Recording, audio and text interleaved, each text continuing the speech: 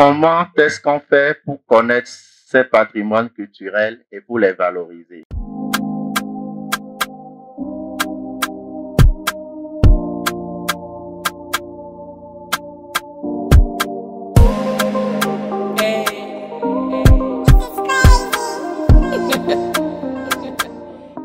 Quand vous ne connaissez pas votre patrimoine culturel, c'est que vous ne vous connaissez pas. Vous n'avez pas de racines.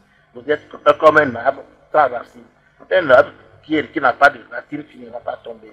Donc on doit connaître ces patrimoines culturels. On est tous heureux de porter du jean, je l'ai porté d'ailleurs. Hein. Et on est tous fiers de reprendre des chansons venues d'ailleurs. Et donc, le patrimoine ne veut pas dire qu'il faut rester en autarcie, vivre replié sur soi-même.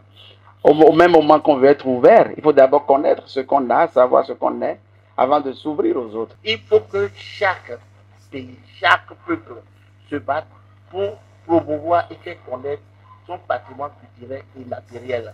Sur la planète, nous allons connaître nos patrimoines culturels, ça va participer au vivre ensemble. Parce que vous voyez le tollé, nous allons accepter leur caravane, ils ne finiront pas accepter d'autres choses chez nous. Après le calendrier, il y a peut-être d'autres formes de danse que nous allons promouvoir. Donc, c'est pour dire que pour les Brésiliens, je comprends en tant que tête couronnée, en tant que Béninois, le tollé que cela a suscité, on a parlé de vie souillée. Mais il faut comprendre que c'est ce que vous avez vu là, les Brésiliens se battent pour faire reconnaître ça par l'UNESCO comme patrimoine culturel et matériel du monde.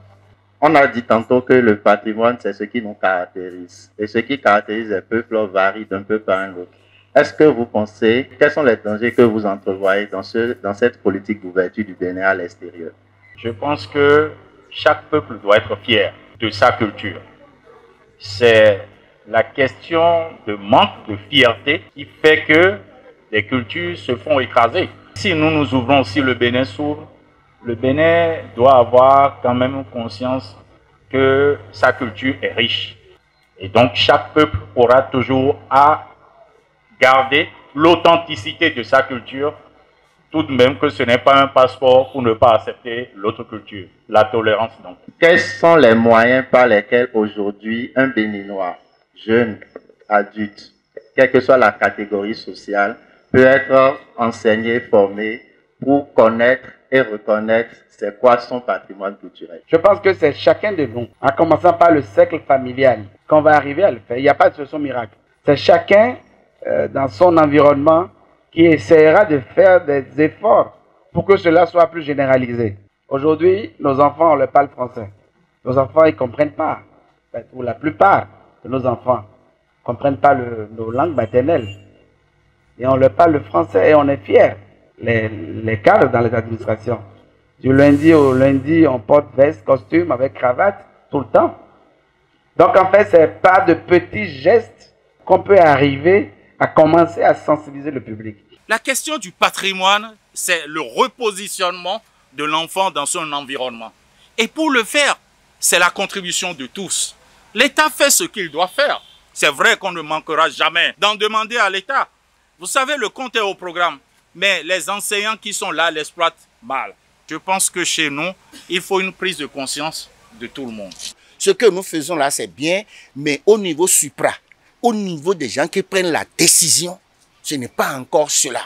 La question qu'on peut se poser ici maintenant, que faire pour que ces gens-là, c'est-à-dire je parle des professeurs, les professeurs titulaires, les maîtres confs et les politiciens, ceux qui dirigent le pays là, et qui ne portent jamais Kanvo, qui sont dans costume venus d'Italie, choco, craqué là.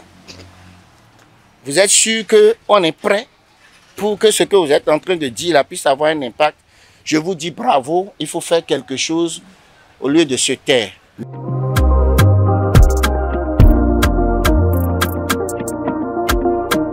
Au public, je lance également un vrai merci, un grand merci pour votre écoute, votre présence et votre participation à cette table ronde pour la 3e fois du livre d'histoire des patrimoines d'Afrique et des Afro-descendants.